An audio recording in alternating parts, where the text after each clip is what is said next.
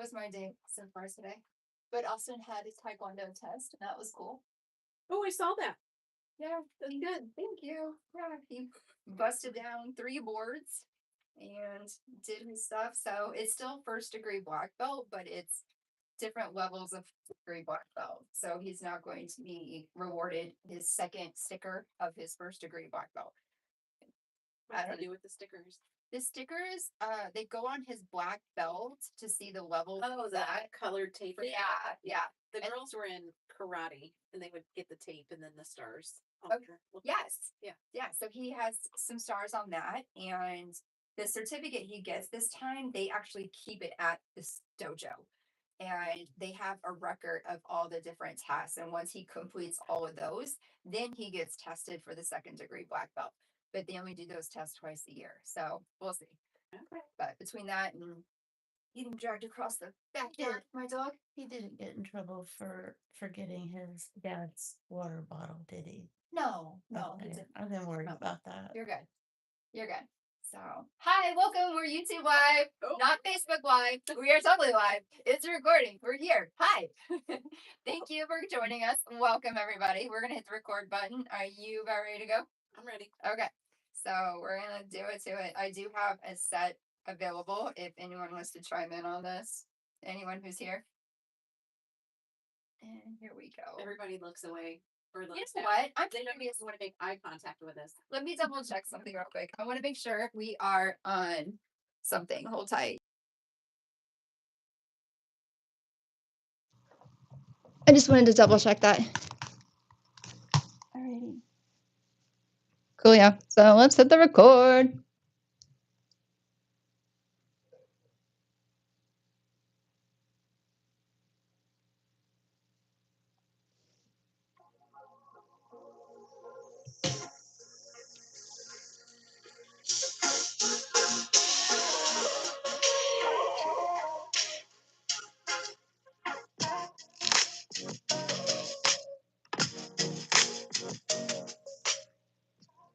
Well, hey everyone, welcome to Club Divorcee, where we go from broken to blessed together.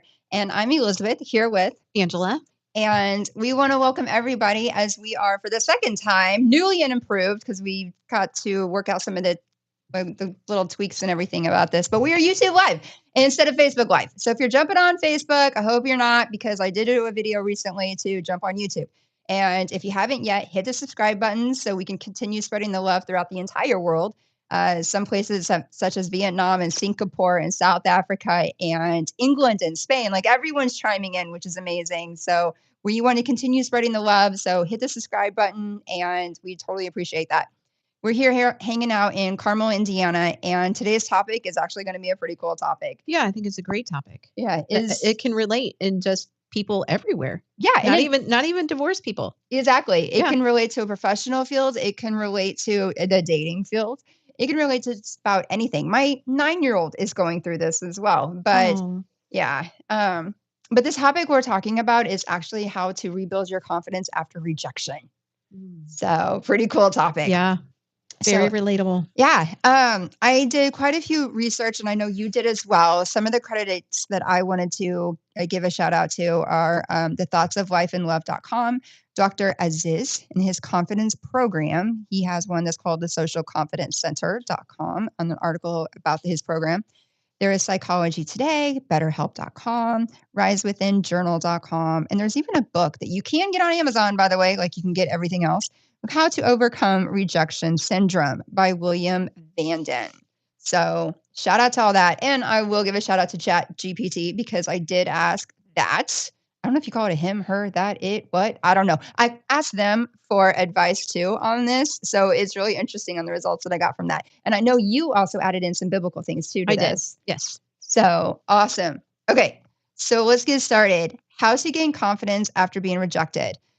One of the things that my research has indicated and wanted to make a shout out to is that it does involve acknowledging your feelings. And I know that's hard to do for a lot of people, especially men versus women. But also it talks about shifting your focus from the rejection to your own needs and treating yourself with compassion, which is also hard to do for a lot of people. I mean, we are our own worst critics.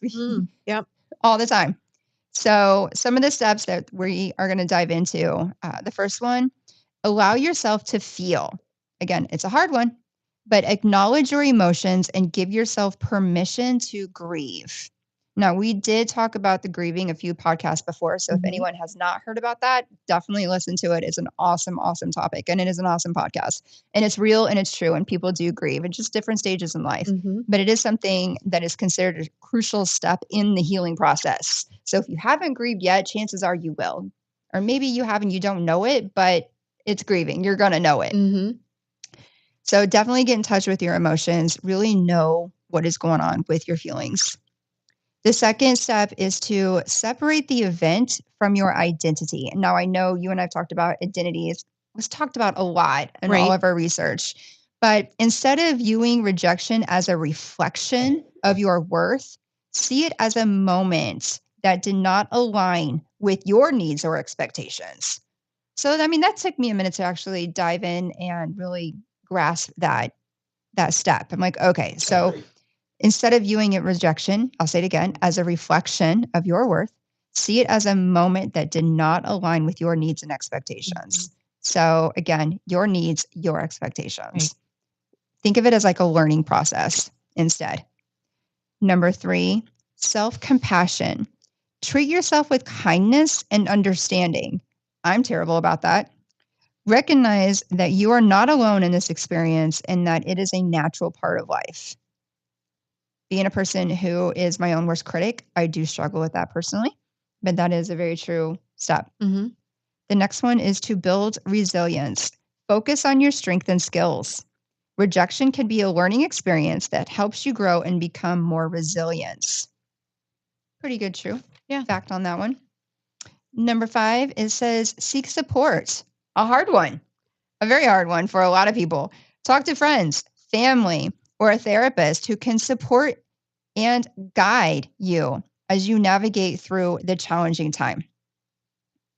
Hard to do for some Hard to do. people. Yes. I did not want to do it myself, especially when you feel like you have family who want to help you. And then sometimes you get so involved and emotionally distraught, you don't want help from anybody. But at the same time, you do. It's an awkward feeling. But out of those steps, there is a side note to this and says by following these steps, you can gain confidence and move forward with this sense of self worth and resilience. But remember, it's okay to feel the pain, feel it, embrace it. But it's also important to focus on your growth and your recovery. So those were the major steps that I got in the research. Mhm. And I know you Good. have some steps too. Yeah. I think what I realized, because when we decided to do this topic, I was Mhm. like, do I feel rejected? Like, just kind of asking myself, do you feel rejected? I don't think that I do, but I do think the rejection of the marriage does still have an impact. Like, Yeah. I was able to leave my marriage and I was like, yep, I'm ready. But it took a long years of planning for me. That sounds terrible, but it took a long time for me to get out of an abusive relationship, an abusive marriage, and that's where I come in with planning to be able to get it, to be able to build myself up, to be able to leave. Yeah. Um, Well, in hindsight, for those who haven't listened to the other ones, you filed for the divorce. I did file. I did Mhm. not file. So that's also And part that's of probably rejection part of as it. well. Yeah, Mhm. because I was the filer, Yeah. so I had already taken those steps to prepare and probably mentally had already gone through the some of the starting emotions of I'm going in this direction. So Where you were kind of blindsided. I was totally blindsided. Yeah. Totally blindsided. I mean, like I knew he was hiding out in the basement for a while. I knew he had his phone in his back pocket for a long time. His office was down in the basement and he was down there all the time. Mm. And it was one random morning. I took my son to daycare, came back home, was getting ready for work, and he totally just told me in the middle of the kitchen. Mm. He's like, I filed. I was like, what? Wow. Completely blindsided. That would be tragic. Yeah, That would definitely knock the wind out of your sails. it was. But I'm curious, from a person who has filed, did you go through any type of grieving process or anything before you officially filed? Probably. Our marriage was so rocky. Yeah. There, because we dealt with, abuse and addiction and things like that. So for me, the tears were shed over that. Trying to work through dealing with all of that constant, like, oh, I'm going to change. I'm going to get better. And then things would get good for a while and then it would happen again. So there were a lot of tears and I think it just kind of builds up and it does build walls. And it makes it really hard to knock those walls down to be able to restore a marriage like that. So I think that those were just stepping stones for me to be able to get there. Gotcha. I Yeah. was just curious. Mm-hmm. It is a little different. It with is a two little files. different. Yeah. Yeah. It is a little different, I think, because I filed and I had been in God's word. I had been reading a book called Draw the Circle or The Circle where you pray for months. And I have a notebook still at my house where for 6 months I fervently prayed over my marriage, like trying to save my marriage and praying over the addictions that my ex-husband was facing and just trying to get to the point of you're either going to restore this marriage or I'm going to have to walk away from it. Our kids are getting too old. They cannot continue to see the things that they were witnessing. And just if you see my notebook, it's just got this huge pen indentation from where I kept drawing a circle for 6 months over and over and over again because you draw a circle every time you pray. Okay. Yeah, I mean, we just didn't get there.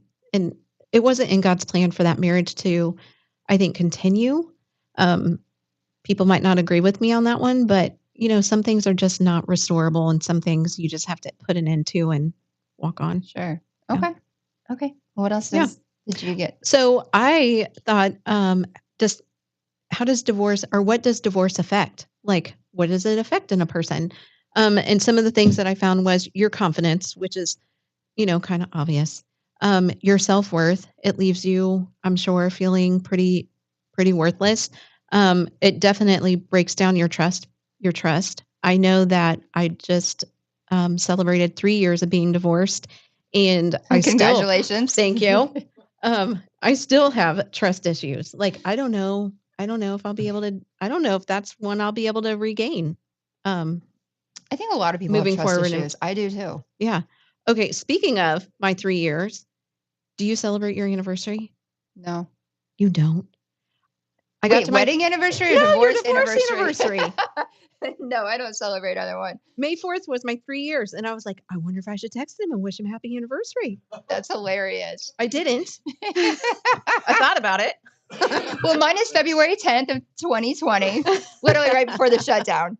Yeah, no, I don't. I know it. I absolutely know it, but no, I don't say happy anniversary. I didn't. I thought about it though. I'm like, I wonder if you would know what I was talking about. Maybe some people light candles or something and go out and celebrate. I don't usually know. go out for Mexican. You do? I mean, I am happy that day. I'm like, this is a great day. I The birds haven't- are chirping, the sun is shining. I mean, That's hilarious. I'm like, this is a great day. I have a T-shirt that says "Divorced AF" on it, Uh-huh. and I planned on wearing it the day I signed, but we didn't sign till later that day, and I had to go pick up my son. So I was like, "Yeah, I'm not wearing that to go pick up my son at school." I was like, "I don't want to get in trouble for that." Mommy, but what does your shirt say? exactly, Yeah. I was like, "Divorced AF, mommy." I'm like, yeah, we're not gonna wear that today. So it's been sitting in my drawer, and I just haven't touched it. Oh, you haven't worn it at all? No, I haven't worn it at all. February 10th, 2027. You're That'll- going to bust it out. Oh my gosh. I can't believe I've been divorced for so long. It's kind of weird. Time flies so fast. It goes fast. It really does. But I mean, to your case in point, I think everybody, including myself, and who, it doesn't matter how long you've been divorced, it's about your life experiences, about your lack of trust in people and how hard it is. Yeah. It is definitely hard to trust. Yeah. Yeah. I was thinking about that. That's a good one. Another thing that divorce can affect is your femininity and your masculinity. Ooh. Okay. Yeah, I can see, I mean, not my masculinity because I don't think I have that one. We're girly know, girls, in case Your anyone didn't know. Your femininity. I think it kind of, yeah. So, I mean, think about the roles. That's where I dive in and start thinking about when you mentioned that. Mhm. Okay, well, I'm newly divorced. I still refuse to mow my lawn. I'm sorry, I'm not going to mow. My neighbor does it for me now. He's a 12-year-old boy. I pay him $20 a week, and he comes and mows. And his dad, bless his heart, what is it called? Weed whacker, weed weed eater, weed eater, weed Mhm. whacking. Whatever that's called. I guess don't it know. depends on He what side does of all town you're that. on. That's Weed a eater, man weed thing. whacker. That's something that they do. I don't do. And but at the same time, you still got to have that father role, like the father voice. But I don't even have that. I'm too much of a girly girl, but you kind of seriously have to do both roles, Oh, right? you do. I have to mow my own grass. Oh, see, I I just was paying a kid and he did great like the first year, but I was paying him like $50 and he would like mow and he would weed eat and then he wouldn't weed eat and I'm still paying him the same amount. And I'm like, I am paying you a lot of money. I could have bought a real fancy lawnmower for the amount of money I paid that kid. Aw, So this year I bought my own. you did. Yeah. See, I hate it. I have to mow my grass. I really struggle. I don't even grill. Like I grew up like that's a man's job. I don't know how to turn it on. I don't know what that is. It propane? Is that what that's called? Is that Yeah. the thing you're supposed to put in the grill? Okay. So I don't even know where to get that and what that looks like. I don't. And then you have to open it and the smoke comes out and then you're going to smell like the smoke and then you have to take brushes and clean it every single day. Like it's just a lot of work. Like that is a man's job. I love to grill. I love grilled food. Don't get me wrong. I mean, I am sounding more masculine as this conversation happens. I can assure you, listeners, I am a female. But I'm a girly girl. And I hate that about myself. At the same time, like it is what it is. So I'm sorry, Mr. Future Husband, you got to deal with it. Okay, I'm a girly girl. Food I just will tastes clean. better on the grill. Oh, I agree. It does. And like when it's 95 degrees outside, the last thing I want to do is fire up the oven. I'm Right. cooking on the grill.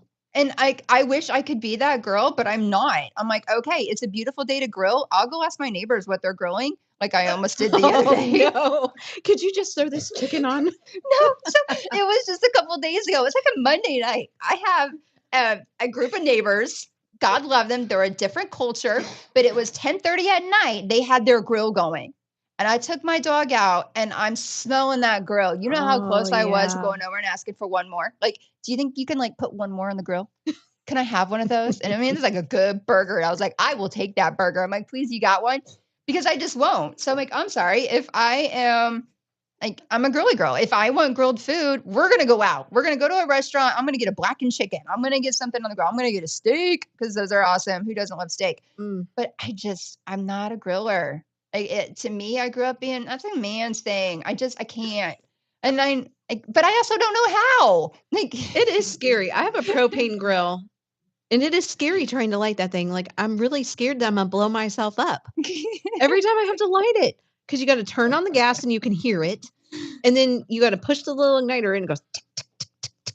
And I'm like, if this thing blows up, what's going to happen to my kids? Oh my gosh. Like I worry about it. I had to replace the hose this year because like there's a hose that goes from the propane tank to the grill. See, I'm not the only one that says thing or thingy. So there was a hole because I could hear the propane like seeping out. Oh no. So I was like, well, I can't light this thing because then I would catch on fire. So I had to go to Menards, I think is where I went. And I'm like, well, what's a regulator? Why do I need that? It's like $20 more to get a regulator. So I had to call my dad. You need a regulator, apparently. He's like, you better bought one. Oh my gosh. He's like, you probably would have blown yourself up if you didn't have that. See, every girl still needs their dads. Why? Dads, we love you. Why do you give me an option to buy one without a regulator if I need it? Like, just tell me what I need. I mean, he thinks that's a silly question, but I'm like, no, that makes perfect sense. If I need a regulator, you should sell the pieces together.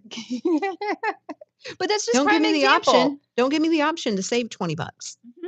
Yeah. See, it's just prime example. You got to think of like the dual roles and everything that's at bay. I mean, look at the dads out there who have the daughters and they get their fingernail polished, or they're out sitting there with their kids and their daughters are putting makeup on them. I'm like, being a girl dad, that's a cool role and embrace it, right?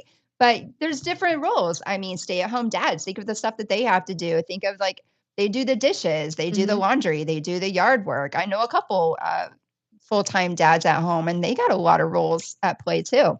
So I see how there's a cross in that. And I'm sorry, I didn't mean to go off on this tangent on this, but I think it's kind of funny and it's kind of true. Divorce can affect your parenting confidence. Okay. Because you do have to find your role. Like, we lost our husbands. So you do have to find your parenting confidence. Like, how are you going to parent? Are you going to co-parent? Are you going to parallel parent? Well, yeah, but also in each home is completely different. I still call my dad because I don't have the father voice that my ex-husband has. We usually call my mom. You do? I call my I'm dad. like, we're calling Granny. Give me my phone. If we have to call Pop Pop, there's a problem. We'll Yeah. see. That's where we are. It's like, we got to Yeah. call Pop Pop. And Austin's like, no, Mom, no. Don't call Pop Pop. See, I'll behave. I'll behave. I'm like, oh, now you will. No. We're going to call him because we're going to fix this. There's no more counting 1, 2, 3. I say it once. If you don't listen, we're calling Pop Pop. Mm. So it's absolutely true. Yeah. The way you parent, it can totally affect that. Yeah, sure can. And the last one I have written down is your faith. Ooh. I think a lot of people hopefully experience a deeper walk in their faith, but I can see where maybe you don't. Yeah. I mean, I can see how people can question, right? They'll be Yeah. like, God, what are you doing? What Yeah. is going on? Why is this happening to Why me? did you allow this to happen? Yeah. Yeah, I can I see can see that that one. totally. Mm. Okay. Yeah. Divorce doesn't just end a relationship. Sometimes it makes people question who they are entirely. So you can feel replaced, you can feel discarded, embarrassed in church and social circles. Oh, Now that is yeah. a big one. Oh, I still get embarrassed. Yeah, I Yeah. walk into church by myself right. and I sit in the back. Or when you have your church friends or even, friends from work and out in the world that are all together with their families and mom and dad, and it's just you. Yeah. Yeah. It is awkward. We had a work event a couple months ago where everybody went bowling, and it was through the school. So we're all bowling, and I'm like the 8th wheel seventh wheel, I guess. 7th. 2, 4, 6, 7. Yeah. You were the 7th wheel. Yeah, I was the 7th wheel. That sucks. Kind of. Yeah. But it's so interesting because they say, 50% of his population are divorced. It's like, well, where the hell are you Where guys? are you people? I don't know. Yeah. I have no idea. And my last point was comparing yourself to intact families, which I think is really true. But what I think what I see most is I would like to have that. Like the more intact families that where I see the dad is helping and the mom and the dad are on good basis and on good terms. I'm like, oh, I like that. That's Yeah. what a marriage is supposed to look like. Yeah. I don't feel more comparison. I feel like the desire of having a relationship like that later on. But the comparison, that's completely normal. I've done it too. I still Yeah. do it from time to time. Like my other set of neighbors, they're amazing. I love them to death. Beautiful couple with 2 kids, 1 boy, 1 girl, and they're still together. And I see him grilling, by the way. I see him grilling. I see him mowing. And I see her just, doing the stuff that she does, and the kids outside and playing and enjoying the fire pit together. Like, I see the beautiful families out there, and it's only normal and it's only human to look at that and actually think, why didn't I have that? Why Mhm. can't I have that? I could have had that. Maybe we could have had that. Or look what we did have and we lost, and now I don't have it. Yeah. So I can see how that totally makes a really big impact when it comes to feeling rejected. Mhm. Absolutely. That's a tough one. Anything else to add to that? Nope. Okay. Well, I kind of got curious myself, and I got on ChatGPT, and I wanted to know about rebuilding confidence after rejection. And it's really interesting because I've only used ChatGPT maybe a handful of times, and it sounds like it knows me already. It's kind of crazy. But it did elaborate. It said rebuilding confidence after rejection and divorce usually happens in layers. It's like, okay, emotionally, mentally, physiology wise, also spirituality, and it can affect you socially. So it says currently your confidence may feel tied to what was lost, but confidence after divorce is less about getting your old self back and more about discovering a stronger version of yourself, Ooh, I like that. right? Mhm. Because I guess some people are like, why can't I go back to the way it was? Why? Like, well, obviously there's a reason for it. So, and there's another reason why I always say this: the windshield is bigger than your rear view mirror. Always, always look forward.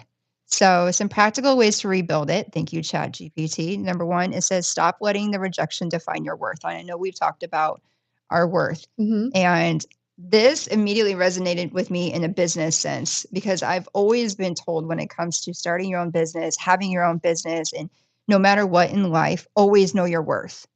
So in a business standpoint, I've been told never do Groupon. I'll never do it because Groupon shoppers are Groupon shoppers and they'll always look for the bigger, better deal. Look at Kohl's, for example. They always have stuff on sale. So when do you go shop for something? When it goes on sale. Or how about Hobby Lobby? Every I other love week Hobby things Lobby. rotate, right? Oh, I do too. But if I want to go buy a picture frame, for example, if it's not on sale this week, Oh, I'm going to wait. exactly, it'll be Mhm. on sale next week. Or I look for a coupon. Right? Yeah. Something. But and so from the business stance, I always knew that. Always know your worth. When it comes to the rejection after a divorce, it's hard to really grasp. But don't forget, you are a human being. You have a heart. You have standards that you should hold up high. You are awesome. So always, always, always know your worth inside and out. But it can make people question, was I not enough? Mm-hmm. Why wasn't I chosen? And what's wrong with me? So, like, those are the top 3 questions that people usually ask themselves Mhm. when they're starting to go through the process and they're actually starting to lose their self-worth. They're feeling that rejection. Like, Mhm. okay, why wasn't it me? And quite frankly, I will tell you, 6 years later, you'll be not asking, why wasn't I chosen? You'll be like, thank God I wasn't the one chosen. Yeah. Just saying. You do say that. You might be thanking God that you weren't the one that was chosen. And And if you do nonetheless, think that, it's just going to be a brief moment because then you're going to quickly think, oh, thank goodness I wasn't the one that was chosen. right? That's going to be a split second. It's just, but it's so true. It is so true. And then to even tie to that, just thinking more of like it with your faith, it's like God has a bigger plan for you. And he's going to have a better door open for you than where you are right now. And when you're going through this rejection, it's really hard to grasp. It's really hard to believe. It's really hard to actually sit and be patient with this, especially from someone who has no patience. I have none. I want things done yesterday. Um, it's really hard to believe it, but it's absolutely, absolutely true. So I thought it was like, hey, the very first one. That is the very first practical step to rebuild your confidence. But it Do you also, remember at which point you felt the rejection the most? oh my gosh, I was in shock the first couple of days because when he told me it was January 14th of 2019, I will never forget it. Standing in the kitchen, he walked up and he said, I filed. He said, I've never loved you, didn't know how to tell you, and I never put your name on the mortgage, so get out. So, like, it was immediately shock. Mm-hmm. And it took me at least a good 2 days to really absorb what he just said. I was like, he didn't put my name on the mortgage. He wants me to leave. He wants me to leave my son and just walk away. And your son was So, little. oh, he was little. He was just 2 months shy from turning 2. Wow. So he obviously didn't understand the Mhm. situation. But I don't think I actually started feeling the rejection until I had to hire a lawyer. And I hired the lawyer and I went through, I want to say, I think at least 3 consultations. And every single one of those lawyers told me that it sounded premeditated. Mm. And so the first one I kind of ignored, but I was like, all right, I don't feel this connection. I don't know where we're going to go with this. So I had another consultation and then another consultation. And my third consultation, she looked at me and said the same thing, third time in a row. And I'm thinking, I'm rejected. I was like, what? Who marries someone that's premeditated like that and just wants me to leave, thinking I'm going to just pack up my car and drive away and never come back Right. and just leave my son? So that rejection first started and it sucked. Yeah. That's why I was like, what in the world happened? There goes this awesome house that we just got together that I thought my name was on the mortgage with him. There goes him mowing, him grilling. There goes everything that I got to do, both man role and mom role. And I was lost, but I did. I felt completely rejected. I was like, how did this happen? Why did this happen? Why didn't he want this with me? Yeah. So that was kind of in the beginning. And then it just spiraled and it just went down and down and down. And it was a massive spiral for 13 months. Mm. It's like, man, to feel rejected, it sucks. Yeah. It does suck. Yeah. Yeah. It does. But it talks about the rejection. It's not always a reflection of your value. Okay. Sometimes it reflects the incompatibility, emotional immaturity, broken communication, or two people growing in different directions. Like, yeah, I can see that. A lot of incompatibilities for sure. And maybe the emotional immaturity, the lack of communication, Mhm. and how it's broke for sure. But I think these are also like quote unquote reasons for people that they file for divorce, right? Right. So if we go back to that topic that we talked about, when is it okay to get divorced? I mean, some of this is not listed as okay reasons to get divorced, but they are okay reasons as to why you would feel rejected. So, but a marriage ending does not erase, here's some hope out here, okay? A marriage ending does not erase, it doesn't erase your kindness, okay? It does not erase your beauty. I will tell you, men and women, it will not take away your beauty on who you are. My saying that I always say as well is that it can't take away my birthday. No matter what, my birthday is once a year. No matter what rejection, no matter what hurt I have in my life, you can try all you want, but you cannot take away my birthday. So remember that phrase. Use it. Go for it. Take it. Also, it does not erase your intelligence. It does not erase your ability to love. Now, it may hinder a little bit. We'll have our walls up, we have our Right. issues, we all do, but it won't erase it. There's a difference. It also won't erase your faith. Now, we have talked about faith before, Mhm. and that is a very good topic to talk about here in a minute, but it also does not take away your future. So, and you might be in the now, you might be feeling rejected right now, but it is just right now. It is not permanent by any means. You still have a future. In fact, God has a plan for you. He absolutely does. So, it will not erase that. Don't think that it will, because it won't. So, moving on to the next point here. Thank you, ChatGPT. So, it rebuilds your identity outside the marriage. So, ask yourself, who am I besides someone's spouse? What parts of me got lost? Oh, yeah. Yeah. So, like, what actually got lost? And then what did I stop doing while I was married? Well, I personally, stopped doing a lot of things. I did. I Yeah. even stopped listening to my gut feelings. Oh, yeah. I stopped. All those red flags. Didn't Didn't want to even see notice. them. No, Yep. I didn't even notice.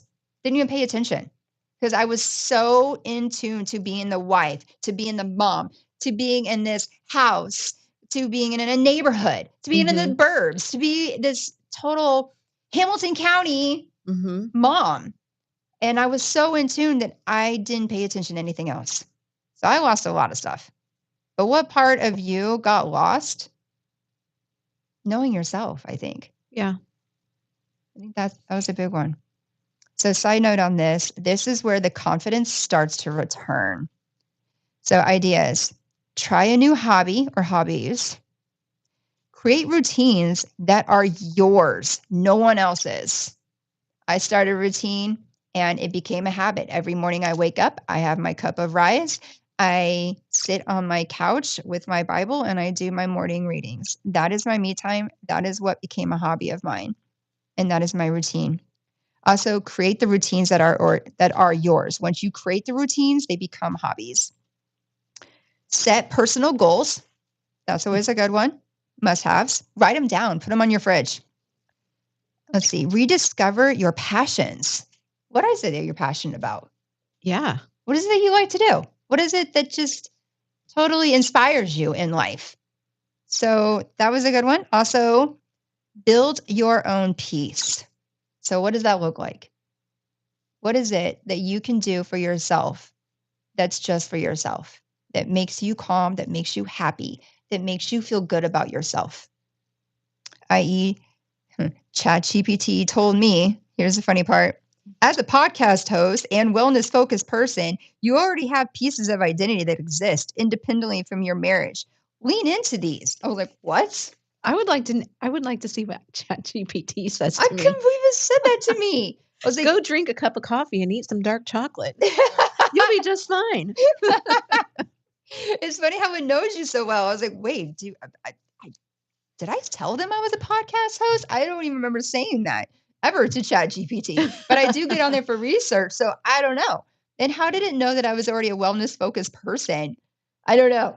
It was kind of weird. I'm like, That's kind of interesting. I hope it doesn't know my social security number next. Golly. But the next step, it says heal your nervous system and not just your thoughts. Rejection affects the body too, believe it or not. I mean, Mhm. I went down a crap ton of weight during my divorce and feeling rejected. But divorce can put your nervous system into survival mode. So this is where ChatGPT knew me and knew my other business here at Elite Health Resort. It says try massage therapy. Try the infrared sauna. Try exercise and walking. Try cold therapy. Try sleep regulation. Try prayer and meditation. Try deep breathing. Try sunlight. And try reducing chaos and overstimulation. Yeah. Okay. Let me try that one. All of those are check, check, check, except for the last one. Exactly. And now that finally we're in May, we're actually getting more sunlight, thank God. But Thank the goodness. prayer and meditation, I'm like, okay, that one, yes, I do a lot of that. And there's always time to do more. Hmm. The sleep regulation, when it comes to rejection, when it comes to a divorce, that one is hard. I tossed and turned a Oh, lot. yeah, I that one barely is slept. so hard. That one is very, very hard. What I've tried to do now is at night, I will put myself on YouTube and I listen to meditation at night. There were some videos where you hear like Christian songs that are uh, instrumental and Mhm. not with lyrics, mixed with rain, and they can go up to like 10 hours. So I plug it into my phone and I will go to sleep with that on and I'll wake up and it's still on, but it helps me fall asleep. I'm like, okay, so that's kind of part of a habit that I also created to make sure that I do try and get some sleep. Now, I don't know if it's perimenopausal. I don't know if it's stress. Let's be real, but I wake Mhm. up like 2, 3 times a night still. But it does help. It does help. But finding some sort of sleep regulation is another interesting way, and believe it or not, a positive way to help with your nervous system as it's in a survival mode. It's the body has an amazing way of naturally wanting to heal itself. Mhm. And when it feels like it's getting attacked, other symptoms in your body, such as the nervous system, it is Mhm. going to take effect. And interesting enough, yes, massage therapy is another good one. Infrared sauna, exercising and walking, which I wonder why. And I'm thinking that is another good reason why a lot of people go through the divorce. And a lot of people will hit the gym. Yeah. You know, men and women, you hit the gym right after the divorce. Like, I got to look good now. I'm Oh, single. yeah. So they go and hit the gym, but it also has a great chemical balance of really helping you feel better about yourself. Right. It does enhance your confidence. Mhm. It enhances your mentality. And quite frankly, it's better to do that than go to a bar every single night and drink Mhm. yourself. Right. So there's a lot of good factors on how to do this. The hardest one is the reducing the chaos and the overstimulation. I think a lot of people, when they go through the divorce, especially when they're feeling rejected or just divorce in general, you're going to find things to keep you going. So it might be an overstimulation, but you don't really care because it's taking your mind off of the divorce. And if Yeah. you take it off the divorce, then eventually you're going to hit rock bottom when you start feeling all the emotions of grief and sadness and sorrow and everything else that we've talked about in other podcast episodes. But it is important though, try to reduce those chaos and overstimulation. And I'm preaching to the choir, and I know I'm pointing myself at this too. I know I got to do that as well. Because I think that one is so hard to avoid It is so hard. because we live very busy Mhm. lifestyles. Everybody is Yeah. going from point A to point D, within just a certain amount of time, and everything is just so quick and so fastly driven that there's so much chaos. Whether you're in the middle of a divorce or you're just managing schedules and managing your household and managing your work, all of those things are chaos, and you do need to find time. When you throw a divorce in on top of it, and it's not a good divorce and everybody's battling, that just causes more chaos and more upset. So you do need to find those healthy outlets, which is not going into a bar, not finding those unhealthy, toxic things to fill your life with, going to the gym, going for a walk, doing self meditation. You need to find those healthy ways to be able to find that relief and Yeah. let go. It creates that peace in your heart and your mind. And so the side note to this topic is that the confidence grows faster when your body feels safe again. Moving on to the next step. Thank you, ChatGPT. It told me to keep promises to myself. Confidence is built through self-trust. Start small. Wake up when you say you will. Well, I don't know if that's perimenopausal, but when I wake up at 5 a.m., I don't really want to wake up at 5 a.m., but I do. Drink water, go to the gym, record the podcast episode. So that's exactly what ChatGPT told me to do. I kid you not. Number 4, record the podcast episode. I was like, this is really funny. Okay. Aye, Captain. It says, finish the task, set boundaries. And here's one that I have to laugh at because I didn't, but maybe it is for someone else out there in this world. Another thing to do is to stop texting your ex. Ugh, why are you doing that? I don't know. Why? Yeah. If you're texting your ex, please stop. Just stop. Just stop. It is, I don't know why. And again, I'm assuming it's minimized conversation between you and your ex. yeah, as we talked about the Okay. last episode, I'm assuming that too. But at the same time, I don't know. Maybe You don't need to ask what shoes do they need to wear to school today every single day. Like, I'm assuming it's minimized the conversation. I have no clue. And I have to laugh because I don't text my ex unless we are co-parenting. I don't even text my ex. I'm sending an email. Yeah, because you're parallel parenting. But it's just, I had to laugh. I was like, I don't remember the last time I ever text my ex just to text my ex. Like, I have no idea. But I'm I like, mean, all some right, people just, have. I don't know. Just don't text your ex, okay? Yeah, Stop don't do it. that. Stop it. Go to the gym instead. Put your phone down. Every put it time down, you want to text your ex, go for a walk, go to the gym, get a massage, do meditation, and listen to our podcast. and listen to our podcast. Yes, absolutely. Every small promise kept tells your brain, I can rely on myself. So that is the overall goal, to actually start building your self-trust in very small ways. So if you have a plan tomorrow morning, I want to wake up at such and such time, just do it. And Mel Robbins has a book that's called I think it's called like the 3-2-1 system in one of her books. She's like, you lay there, your alarm's going off. You so badly want to hit the snooze button, but here you are. You're going to make a commitment. You're going to wake up at a certain time. The alarm's going off and you're laying there going 3, 2, 1, get up. The more you just do that countdown, the faster it becomes a routine in your life. So lay in bed, hit the snooze button. Don't hit the snooze button.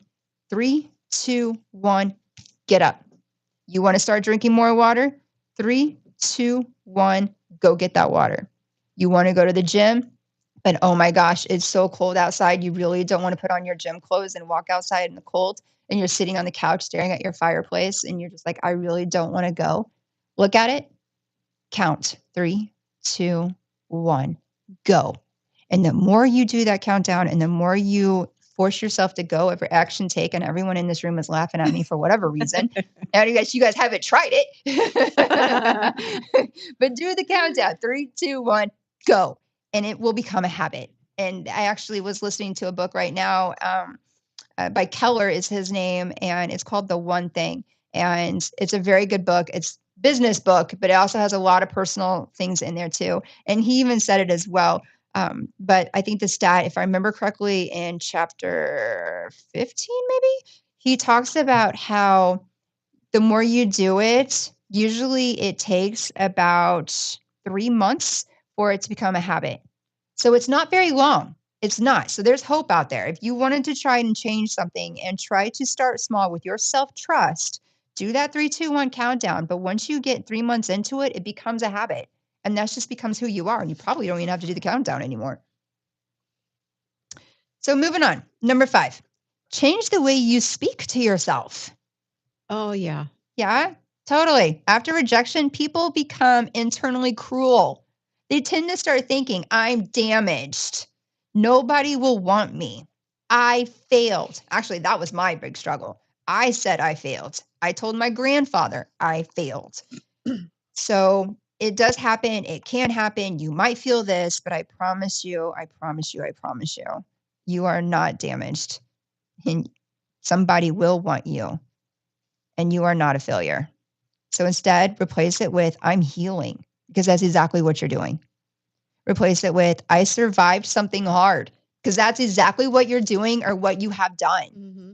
When I thought I couldn't make it, I did. Yes, Mm-hmm. absolutely. I still have a future. Yes, you do. Mm-hmm. Just looks a little different. It does. And it's going to be amazing. And it's going to be even better than where you were before or even what you're going through right now. Absolutely. How about this chapter is not my ending? Oh, that's a good one. Mm-hmm. Yep. You are closing this chapter and you're Mhm. about to start a new one. So replace those thoughts with those. I'm healing. I survived something hard. I still have a future. And this chapter is not my ending because it's not.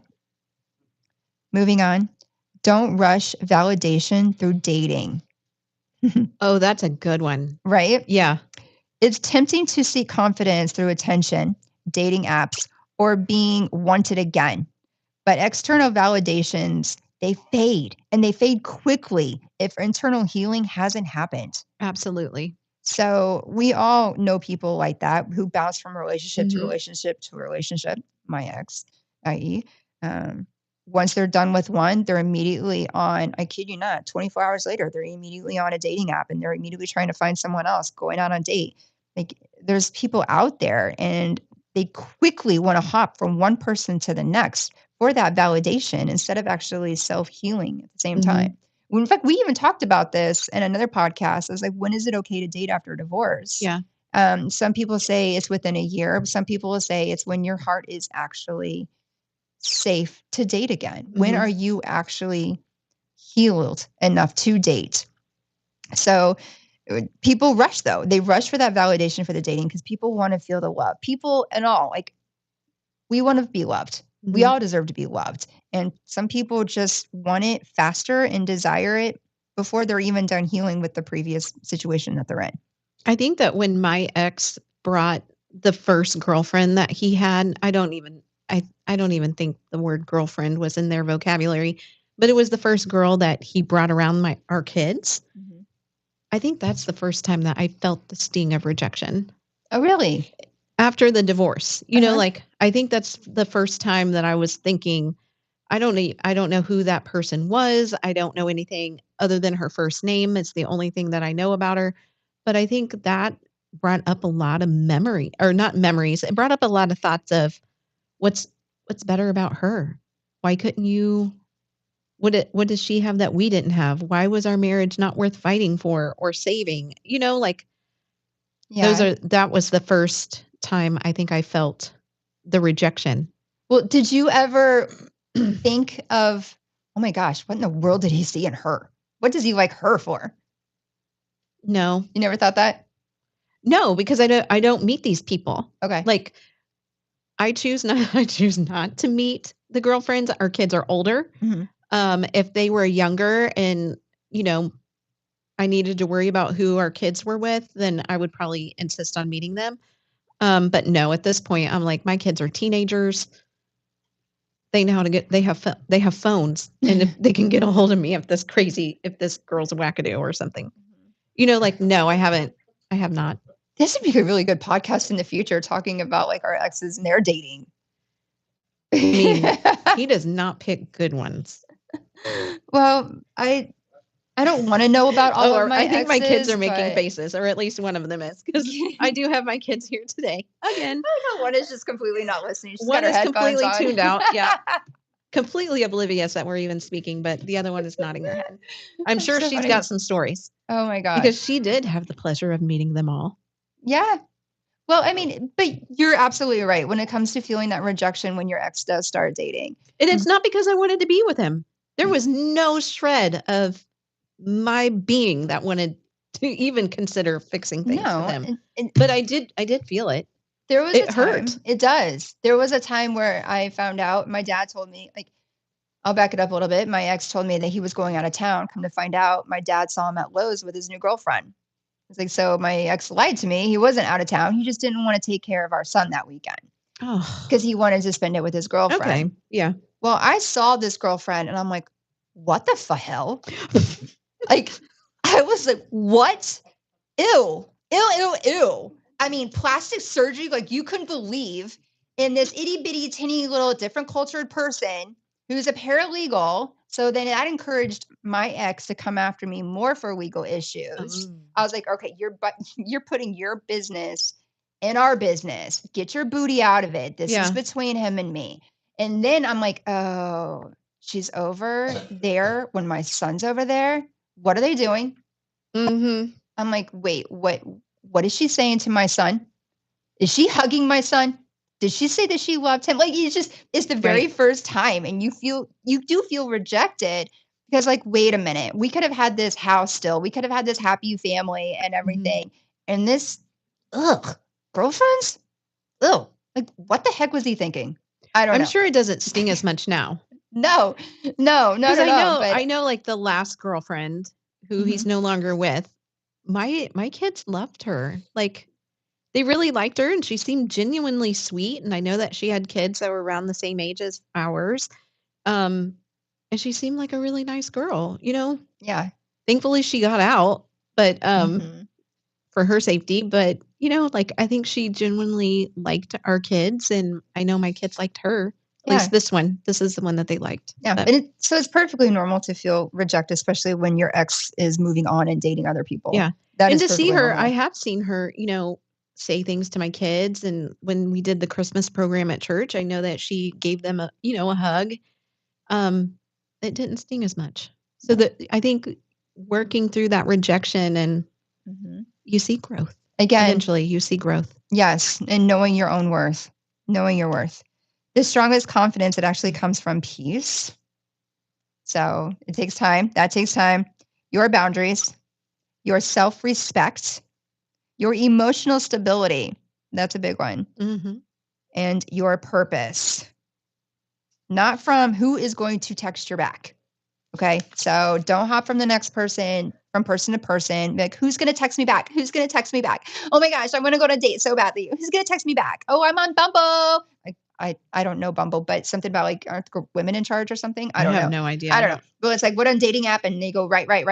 Swipe right, I think is what you want, right? Anyway, I don't know. My Aunt Jamie, she goes backwards on that. I think you go right for right if you want the person and No, left you if should you just don't. swipe the same way so there is no confusion. Why would you I don't know change? how it goes. Why would you do that? Is there I don't know. I don't know, but it's like to constantly do that, they want the attention. They want that. So enough of it. Don't worry about who's going to text you back. Don't worry about if a guy wants or a girl wants to go out with you. Focus on you first. That's what you got to do. So, in fact, moving on to this last step of ChatGPT, it says, let yourself become someone new. Stop focusing on wanting the validation from someone. Because, quite frankly, let's be real, that validation is from God. And that's something that we should be seeking instead of the dating apps. But when you let yourself become someone new, the divorce changes you. So think about that. But that doesn't mean it has to be negative. You may become more emotionally aware. You may become more independent. I mean, I still refuse to grill and I refuse to mow. That's a man's job. I'll have my Hey. neighbor do it for me, but I know you do it. Sometimes you gotta do what you gotta do. Right. That's why I asked my neighbor because I still won't do it. But you do become more independent on things. Oh yeah. So like I had to organize my garage. I had to put my own mower together. Did you really? Yeah, I had to build it. That's And awesome. then Mark had to come over and help me fix it. What did I do? I like put too much oil in it or something. Too much oil. Who knew that you could it just kept on guzzling. How much oil do you have to put in it? You have to put oil in it. They told me I would need like yeah, he was like, yeah, you put too much. It was like fogging, blowing smoke everywhere. At first it wouldn't start, and then he comes right over, fires it up the first time, and I was like, I know you didn't. I know you didn't. I have been yanking on this stupid mower trying to get this thing to start for 20 minutes. How did you know a lawnmower needed oil? Well, my dad told me. My dad told me. Okay. See? Yeah. It's hard. My It's dad so hard doing the dual roles. Yes, my dad had to tell me. I'd be Because curious I what would men not have think. known that. I would not have known that. I'd be curious of men. I know a few men out there who throw, for example, all different clothes in a washer and put it on. And then they wonder why some of their white shirts turn out gray. Mm-hmm. It's like, okay, so for a man's role, it's probably Yeah. hard for them too. See? They're like, oh wait, there's whites, there's darks, there's colors, there's towels. Wait, You're not supposed to put fabric softeners in towels. Why don't you do that? Like, there's a lot of stuff that men probably don't know. Right. And I don't know what else would be something that men don't know. Like how to clean a cast iron skillet. I don't know. Maybe. Maybe. I don't know. But there's a dual thing with that. Yeah. So yeah, you got to learn these different rules. You got to learn them. So to become more independent, for sure. And in some ways, it can also be rewarding. I've had to organize my garage before, and I'm like, that's kind of rewarding. Oh, I love organizing my garage. You do? Yes. I Okay. like going from dirty to clean.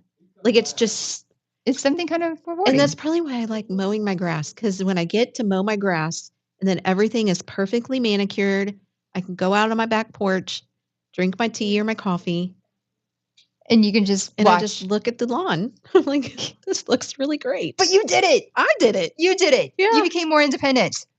How about, here's one, you become stronger spiritually. Mm-hmm. So this is kind of what we were talking about. It's kind of a question in the very beginning when you feel like rejected, you feel like maybe God is punishing you, or you're like, Yeah. you're questioning God. But in actuality, when you go through the process and you actually look for the word and you read the word, it will give you strength. Mm-hmm.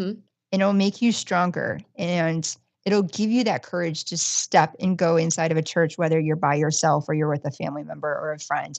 It'll give you that courage to open the word and actually feel the love that God has for you just by reading the word. Maybe you want to watch something on that media app. What is it right now? Media. Yeah, Right Now Media. Whether you want to watch David, which I know is a recent movie that's been released. Whatever that case may be, the more you do it, the stronger you'll get spiritually. And I think that was actually one of the best ones that it really brought up here at ChatGPT. Here's another one though. It talks about being more selective. You become Oh. more selective, Oh yeah. I find red flags in everybody. right? Yeah. I mean, it's not, it's a good thing. Oh, it It's absolutely a is good a good thing. thing. It Somebody is a great chuckled, thing. but it's a good thing. Like So, and I you think do become selective. Like, why do I want to go back to the old thing? well, and the I funny don't want to thing go is, back there. you don't, but I think it also comes with our wisdom and our experiences. Like it really hones in on what you won't tolerate anymore Mhm. and what you actually want. Yeah. And I wish I remembered this video and I wish I could have saved it, but it was an older Facebook video about two people, a woman and a man, walk up as if they're going to a business meeting, but they're actually interviewing each other. And in 10 seconds, they asked each other, are we compatible or are we not? And they were simple questions like, do you want kids? And they answer. And then they're like, what's your favorite vacation spot? Is it a lake house in the cabins in the woods or is it on the beach? And then they answer that. And like, okay. And it's just like, what year do you plan on retiring and this and that? I mean, literally, it was like speed dating. Mhm. And then literally they both like, oh, not a match. Okay, good luck. And they both got up and left. In 10 seconds. In 10 seconds. I mean, they were like speed dating almost. And it's like, okay, no, we don't want that. Yep, we do want that. So it does. It actually helps you become more selective on what you want and what you don't want in your future. Yeah. And I don't know, maybe that's another reason why a lot of us might still be single looking for the one. I don't know, but you have your faith in God. It's like, all right, God, Jesus, take the wheel and you will guide us. And it's just not our time yet. But at least it gives you the education and the wisdom and the guidance to be more selective. Mhm. And so you don't hit those crossroads again. You don't go back to what you were in Yeah. before. The next one, it talks about being more compassionate. I kind of chuckled at that one. And I like your facial expression too. I was like, yeah, that's an interesting one. I wonder what that means. Well, I think more compassionate towards, Chat GPT didn't embellish. no, it did not. But I would guess it has something to do with more compassionate towards yourself as well. Okay. Because you're trying to become someone new. Okay. You're growing from this. So love yourself, accept yourself, think about yourself, do something for yourself, Hmm. grow for yourself. Yeah. So have more compassionate towards yourself. If you have a day where you don't want to get out of bed, I mean, it's okay. Count 3, 2, 1. Exactly. Yeah. Count 3, 2, 1. But then there's other days where it's like, it's okay. Be okay with yourself. is We're all okay. going to have mess ups. We're all going to have mistakes. So just be more compassionate with yourself and love yourself. That's how I took it anyways. Okay, that's how we're going to take it. Yeah. And then the other one, it says more confident in your standards.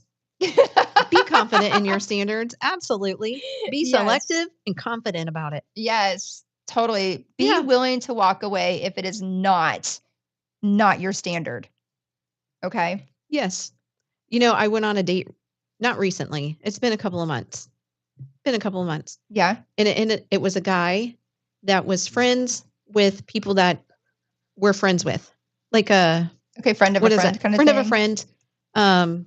Yes, we had friends in common. Okay. And when they found out that I went on a date with him, the woman was very excited, you know, because she's like, "Oh my gosh, you guys, how did it go?"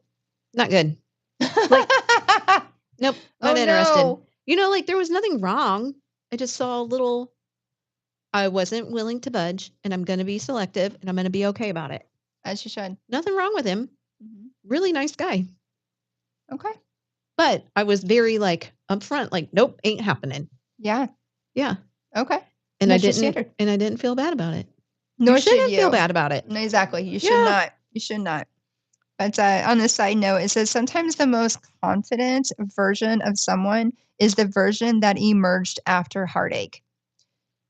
So let that sink in. I'll say it again. Sometimes the most confident version of someone is the version that emerged after heartache. Mm, It's pretty good. I like that one. Yeah. I think I'm actually going to tape that and I don't know, I'll post it somewhere, but I might even post it on our Facebook for all the readers to read that. But I think that's absolutely true. It's all about growth. It's all about experience. It's all about your self-worth. Again, you have a self-worth. Know your worth. Don't ever, ever fall short on yourself. Mhm. You will grow. You will get out of this. You absolutely will. Yeah. So, well, that was the 7 steps. Thank you, ChatGPT, of rejection after heartbreak. Anything else you'd like to add to the table, Miss Angela? I Well, know you did some biblical search, right? I do. Yeah, I do. I think that it's important for us to remember that God still uses people with broken stories. I mean, look at us. Absolutely. Yeah. That's what we are, going from broken to blessed together. And instead of just sitting in our brokenness, we're trying to reach out to other people that are in the midst of divorce or who've gone through divorce or thinking of getting a divorce. And we're coming out on the other side. Yeah. And we're like, look at us. We were able to do it. Our stories are different, but the thing that we have in common is that we've gone through a divorce, and God Yeah. can still use broken people. I truly believe that God will use our podcast to reach, if it only reaches one person and gives them the confidence to get through their divorce, then I feel like we've succeeded. Oh, we've totally done our job. Yeah, we totally did our job. But the Bible gives plenty of examples of broken people that God has used. And that is one thing that I love about God's word, because I know when I was growing up, I thought that I had to be perfect. I was a child of the 80s and 90s. People were hard in that Pentecostal movement, and you had to do things. And if you didn't do it right, I was just going to be in eternal damnation. And what they failed to realize was that the Bible is full of broken people. I mean, you can find examples throughout the whole thing. I don't know why our Sunday school teachers tried to instill in us that we had to be perfectly placed together. But Rahab was an integral part of Jesus's lineage, and she had a messy past, and yet still God used her for the redemption story. I mean, Rahab is probably one of my all-time favorite stories in the Bible, just because I know that her story was messy, but look how God used her. Totally. David experienced deep family dysfunction and failure. And if you know David's family, they were full of dysfunction. Yes. They're no different than anybody else walking around now. I mean, so much dysfunction. And yet David was a man after God's own heart. He loved God, and God loved him and used him for greatness. Peter failed publicly and was still restored. Oh, He yeah. failed in one of the most tragic ways that you could possibly fail, by denying Christ, not once, not twice, but three times. And God still restored Peter. And God made sure that he reached out to him and he said, "How much do you love me?" And he asked him 3 times. Jesus Christ himself experienced rejection and abandonment, and just sacrificed himself in the most humiliating way that anybody could possibly experience. God has never required a perfect story to create a meaningful future. So God doesn't require for you to have everything perfectly in place. We're going to fail. We're going to face rejection. Things are going to happen in our lives, but God can turn everything that we face and turn it around. Absolutely. Yeah. Those are cool. Nice work. Thanks. That was so cool. Okay. Anything else to add before we conclude? Oh, I do have some statistics. Oh, yeah. Okay. Go for it. Divorce is consistently ranked among the most stressful life event. You don't say. I mean, it is. That's like a here's your sign. Well, I mean, it is risk. It is stressful. Oh, it totally is. And Yeah. I don't care who signed the papers or who filed first. Like, it's stressful in all parts, and not even just those two And it's people. not just a everybody. day. It's a consistent drag out. Like Oh, you totally. were a year before your divorce was final. And does it end when you sign those papers? Oh gosh, No, it Nope. doesn't. You're 6 years in. Mhm. Still chaotic? Yeah, we have our pick and choose your battles. That's what You they guys are say, doing right? better. We're better. The Pick and stress choose is your a little battles. less. Yeah, But just a yeah, little. I would say it's probably one of the most stressful events. Like when I read that statistic, I remember when my best friend passed away and how stressful that was. Like she was very, very sick.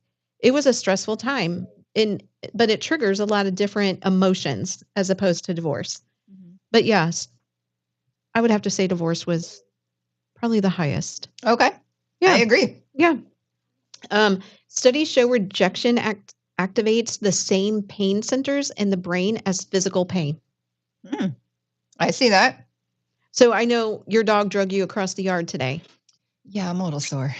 She's getting up very slowly. I look like my dad getting out of a chair. Sorry. Yes, I am. I'm in a lot of pain. But I mean, you're right. The rejection, it hurts you. It absolutely hurts you in many ways. Many divorced individuals experience temporary decreases in self-esteem and increased anxiety immediately after separation. Oh, yeah. Yeah. I think rejection in general does that, especially when you're new to rejection. I mean, look at my 9-year-old son. He had a crush on a girl for the past 2 years and gave her his phone number, and she tore it up in front of him. That And then the next mean week, little girl. Give went me up your to name. her. I know, right? Yep. Went up to him and apologized for doing it. And then my son, he's in Taekwondo. He's a black belt. And he went up and asked the instructor if he can join the dream team. And she smiled at him and said, "Not yet." She said, "You love Taekwondo and you don't take it serious enough." And had this stern look on her face. And that broke my son's heart. And he was like, "Well, screw this. I'm going to play basketball then." I'm like, no. But she didn't say no. I She know. said not yet. Yes. And so it's what I had to teach him, though. It's Mhm. not yet. You Yeah. might have been rejected. So I'm like, it breaks my heart to see my son getting rejected on things. But at the same time, I'm like, you got to feel what that pain is like. Because the more you get rejected, then the better you're going to be. It's going to be okay. You have one girl that rejected you. Quite frankly, you're in the 3rd grade. I don't care. I'm glad it didn't happen because I don't want you to think about girls. Right. Grow up. Don't worry about it. What a mean little girl. Yeah, well, she came back and apologized. And Oh, she did? the next week, she did. But I guess her reaction was like, "Well, I already have your phone number." So that's, I think, was her takeaway with it. But still, it's a rejection. That was mean. It was, and it absolutely goes with the self-esteem and the anxiety and everything that you're talking about because he was really upset and he sorry, I don't know what my watch is telling me. My ex is calling me. Yeah, I know. Good timing. Does he want to join the podcast? I don't know that he does. I'm going to take my watch off. But it just goes to show you, it doesn't matter how old you are when it comes to rejection. It doesn't matter if it's personal. It doesn't matter if it's business. It doesn't matter what kind of rejection it is, but it can make a human stronger. It can make you be a better person. Absolutely. Yeah. What was the other one? Long-term healing improves significantly with strong faith communities and emotional support systems, which is something that we've already touched on. Yeah. But yeah, long-term healing improves significantly, like when you're surrounded by strong faith people, people that you can rely on. I mean, divorce is long and it's drug out. And if you have those people that you can just, that are just going to pick up the phone and answer anytime that you call and pray with you or encourage you through a situation, you're going to be able to get through that a lot faster than somebody that doesn't have those kind of people in their path. You know what? That just reminded me. What about an accountability partner? Oh, Some yeah. churches have those, I do. but I also, that's something else I read recently in the One Thing book that I'm listening to by Mark Keller. He's talking about having accountability partners. Mhm. So you have someone, and they're not there to bash you, but they're there to help you, They're encourage there you. to hold you accountable. Exactly. Yeah. Accountability partners. Yeah. I Do think you that's a have good one? No. I actually don't. My mom Oh, was pointing up to the your big dude mom is like, upstairs. hello. So, I mean, yeah, I mean, I guess I do, but I don't know. I never like gone up to someone and be, hey, will you be my accountability partner? Like it's not a natural conversation to have. But I did. no. But that's also, you guys had that in church too for a while, right? Don't you guys you had accountability partners or groups before there was a life group? I don't I heard think about it so. through the The discipleship walk. discipleship walk. Yeah. Yes. Okay. Yes. I've And heard then, about that. and then you're encouraged to get an accountability partner, people that you can just meet with on a regular basis. Like my accountability group and I meet every other Wednesday, and that's when we get together and we catch up and discuss what's happening in our families and what's happening in our work lives and what can we be praying for. And we just pray for one another and we laugh together and we do hold each other accountable. Like if you say you're going to do something, you better be doing it. Yeah. They're going to follow up. I have a business coach. That's good. But I don't have an accountability partner in my personal life. But you Yeah. have one though, right? I have a mentor and I have accountability partners. Okay. Yeah. Very cool. My mentor and I, we meet maybe once a month over breakfast. We read together. Just catch up. Okay. Share life stories. Cool. Yeah. And those are people that I know that when I have a confidential prayer, because you don't want your dirt out there. But if I have a confidential prayer, these are the women that I know are going to keep it confidential. They're going to pray and they're going to fervently intercede for whatever it is. Okay. Very good. Those are good to have. So find one if you want one. Yeah. What else I think one of the one thing that when I was going over my questions with you, you said, how can churches better support divorced people? Ooh. So, and it's funny that you say that because when I'm on YouTube and I was looking at podcasts and the idea that came to me about Club Divorcee, going from broken to blessed together, and some of the research that I have, there's not a lot of podcasts, there's not a lot of YouTube videos about pastors talking about divorce. They're not talking about divorced people. And I know we've mentioned it before several times, and I even told our pastor about it too one day. And it's like, just reminders, God hates divorce, but he does not hate divorced people. And what I've noticed is that there aren't a lot of churches out there who actually will talk about the healing process or just talk about divorce in general. It kind of just goes by the landslide. It doesn't get mentioned. Because it's a frowned upon subject. It's like a taboo. Like, oh, you're divorced? We're not going to see you in heaven. You know, like that's the way that we were raised. That, oh, you get a divorce? See you. Yeah. But you're so right. Like God hates divorce, but he doesn't hate the divorced person. Exactly. Yeah. Exactly. Because what all the turmoil that comes with the divorce, it's the breakdown of a family, it's the broken relationships, it's you came into a unity and now it is broken. Yeah. Yeah. And so we actually talked about that when it's okay to get divorced. But at the same time, to your case in point, there's just not a lot out there that supports divorced people. And in fact, there are some churches when a divorced person walks into the church, some of those people feel shunned. I had a couple clients that I've seen in the past couple of years who have told me the same thing. They're like, well, I tried to walk into this church and I didn't really feel like at home, or like they won't talk to me and this and that because I'm divorced. And like, that really sucks because churches are supposed to be the opposite. Yeah. They're supposed to be welcoming to all people. Nobody's perfect. Nobody is. Yeah. So you actually should be welcoming to all these people. Yeah. If you're a church and you are making people feel shunned, you should feel ashamed of yourself. Absolutely. Like you can't do that to people. Yeah. I remember when I finally filed for divorce. This is a call out, but it got better. But I remember one of the members met me in the parking lot and strongly encouraged me not to get a divorce. Wow. Like, yeah, it was bad. It was bad. Like, I can go better into detail when we're not on the air, but to be strongly encouraged in a very yelling manner to not get a divorce Oh my because it is goodness. wrong in the sight of the Lord. That was Wow. a hard one. That was a hard one. Now, I will tell you that since that time, and it's been 3 years in May 4th, that person has apologized and we have a very good relationship. Okay. And they now fully understand that there was a reason that I needed to leave my ex-husband. It was a valid reason. A very valid reason to leave my ex-husband. But my ex-husband is very charming and very cunning and had convinced other people that he was not the problem. But yeah, that was the wrong way to deal with it. It was hurtful and it made me question a lot of things. Sure. That is not the way to go about it. That was absolutely the wrong way. That's terrible. Yeah. So, but yeah, to your case in point, when it comes to church, it's hard. Yeah. I do think that churches are getting better. I think that they're realizing that the ways of the 80s and 90s was a little too strict and a little too legalistic. Not that they are encouraging people to get a divorce, because I know that if you walked into our pastor's office and said, I want to get a divorce, he's probably going to sit you down and say, well, how can we try to fix your marriage? And I hope that that is the way that he would react.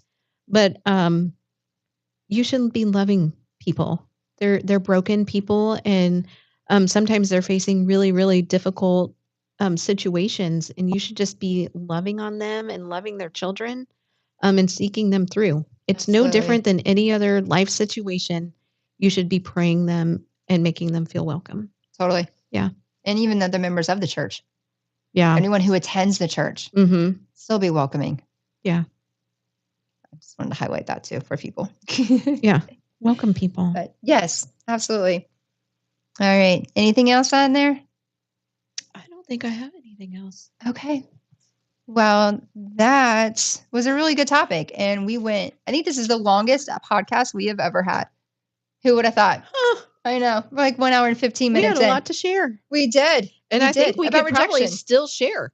Oh my gosh, we can go on and on about rejection. I know I didn't right? cover all my points, but that's okay. You even had awesome questions too. We didn't even get to. I did have questions. Maybe we covered should just one. Be like part B. We could do part B.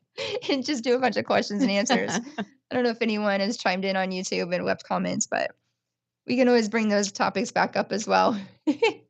So, but thanks everyone for joining us. Again, YouTube Live. We will upload on Spotify and Apple as well. So you will get the gist of all of this and really learn about building your confidence after being rejected, because it does happen, whether it's in a relationship, whether it's in the business world, or whether it's just in the world in general. Everyone gets rejected, but how are you going to react to it?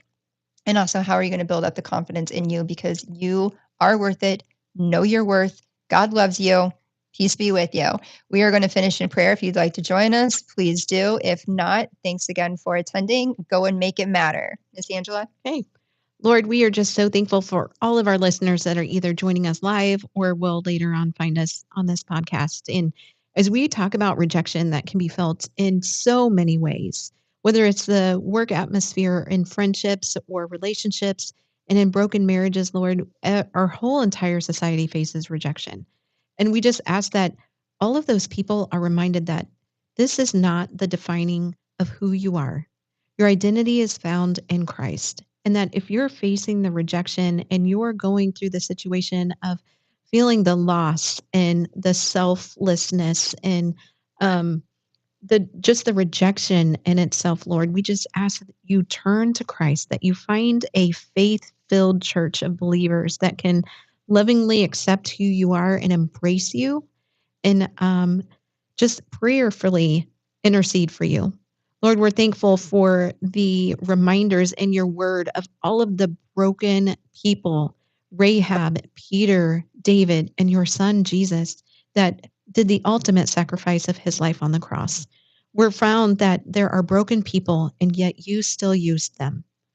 Until next time, we just intercede for all of our friends, all of our family, and all of our listeners. In Jesus' name, amen. Amen.